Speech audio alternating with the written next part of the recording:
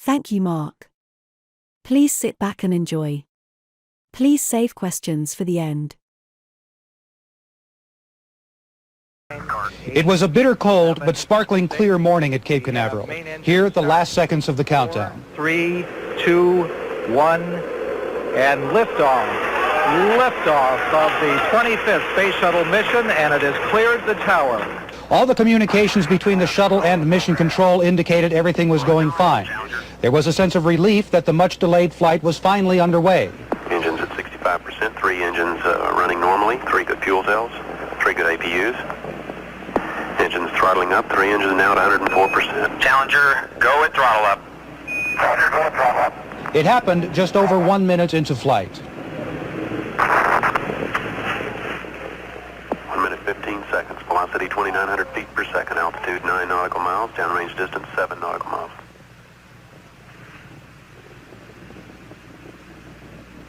The Space Shuttle program was conceptually sold as being capable of conducting up to 60 missions per year, delivering military hardware into space, utilizing 5 partially reusable assemblies.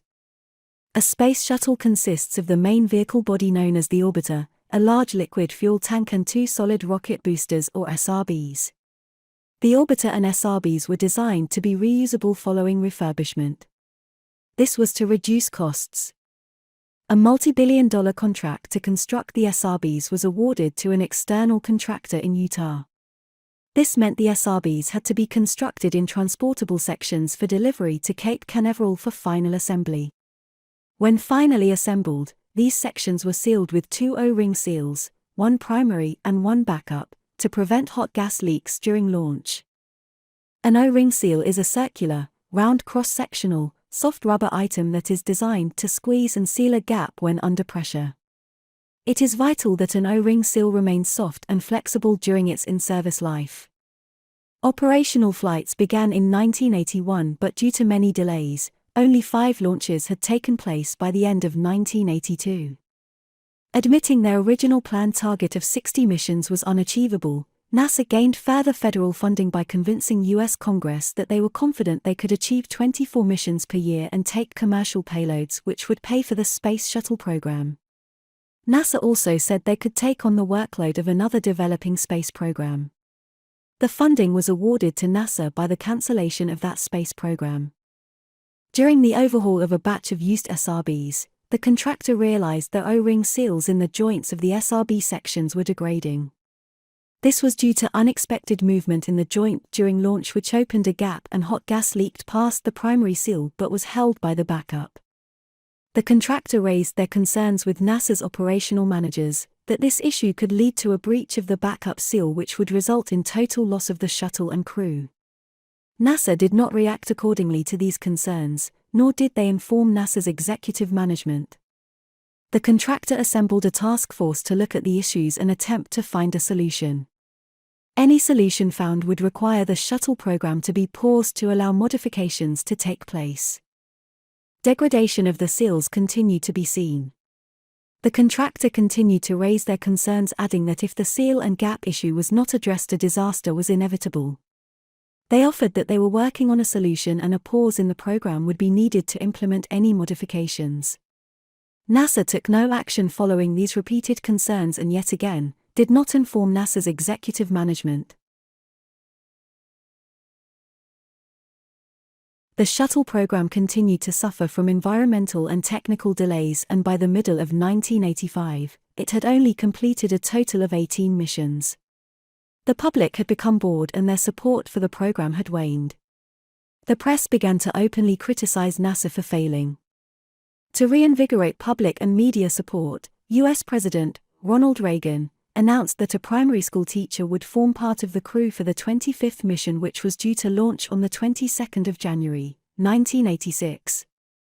Several meetings took place between the contractor and NASA where the former attempted to get across the enormity of the issue. NASA stated that they understood their concerns, but, having completed over 20 successful missions, they were confident that there was sufficient evidence that their concerns were misplaced, and the shuttle program would continue as it was. The 22nd of January, planned launch date for Challenger. Challenger was delayed a further 2 days because the previous mission, Columbia was delayed returning from space.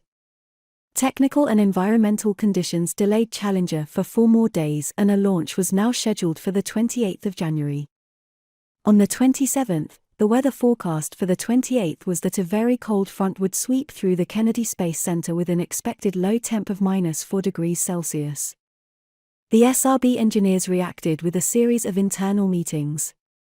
No shuttle had ever launched in temperatures so low. The lowest temp of any previous launch was 11.7 C. Concern was growing that with the movement in the SRB joints, the cold rubber seals would not expand and fill the gaps, and escaping hot gas would almost certainly occur. The SRB engineers unanimously decided that the launch should be delayed to another day, or at least until the temperature rose. A recommendation to delay launch was sent to NASA. The response from NASA vehemently questioned this recommendation. Several hours of heated discussions took place, with NASA essentially asking the contractors to prove the joint would fail. They could not do that. They could only state that a temperature of 11.7 degrees Celsius was a known minimum proven temperature. Discussions continued, with NASA operational management pressurizing the contractor's executive management to provide written approval to launch the following day. The contractor executives asked their engineers to sign an approval to launch the next day. They refused.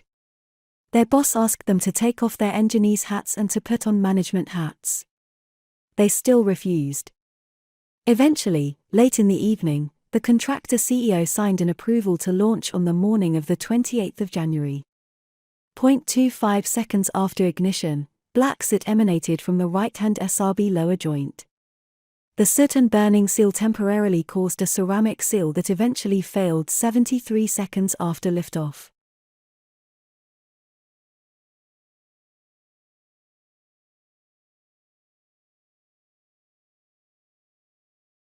The hot gases burned a hole in the side of the liquid hydrogen tank, starting a fire. This fire burned through the SRB lower mounting bracket.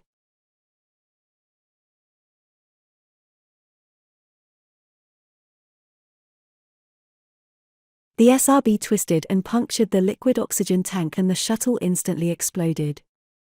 The crew cockpit was blasted away by the explosion, not by design but luck. Later analysis showed that the crew did not die in the explosion but because of the impact with the sea. The crew cockpit was never designed with any emergency escape system. A presidential commission was convened to investigate, which ultimately blamed the disaster on a flawed decision to launch. While never proven, it is widely suspected that the White House told NASA that they must launch, and nothing should get in their way.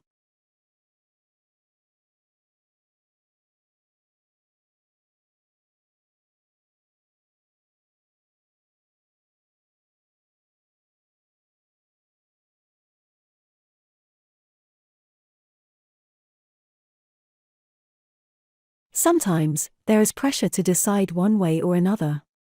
Ensure you consider all the facts, advice, and consequences. At times, difficult decisions will need to be made. Oh. Hey guys, look what I smuggled aboard. Homer, no! Huh? They'll clog the instruments! Careful, they're ruffled. I'll take care of this.